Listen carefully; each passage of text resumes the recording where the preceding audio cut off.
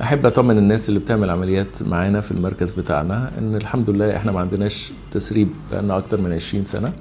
وده زي ما قلت لان احنا بنعمل العمليه بالدباسه ونرجع نعيدها تاني بالخياطه، وبنعمل اختبارات التسريب جوه العمليه نطمن ان ما حصلش تسريب، وفي سيستم بنتبعه قبل العمليه وبعد العمليه. كل الحاجات دي بتمنع التسريب الحمد لله، فما عندناش ولا تسريب ولا نزيف بقالنا اكتر من 20 سنه في المركز بتاعنا.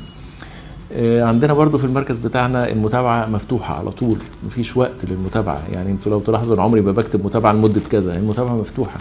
عندي ناس بقى لها 20 سنة بتتابع معانا وبتجيلنا العيادة وبقينا اصحاب، يعني ما بقناش الموضوع مش مرض ولا سمنة ولا كلام من ده خالص. فالمتابعة مفتوحة عندنا على طول. دكاترة التغذية معانا متاحين 24 ساعة، المساعدين بتوعنا متاحين 24 ساعة. أنا نفسي تليفوني ما بيتقفلش 24 ساعة، يعني في عيانين كتير قوي بتكلمني وبتسألني على كل حاجة هم عاوزينها، حتى لو ما عرفوش يستفسروا كويس من دكاترة التغذية أو من المساعدين بيكلموني وأنا متاح في كل وقت. فالحقيقة العملية معانا يعني سهلة وبسيطة، وهتلاقي دعم موجود على مدار الساعة يعني.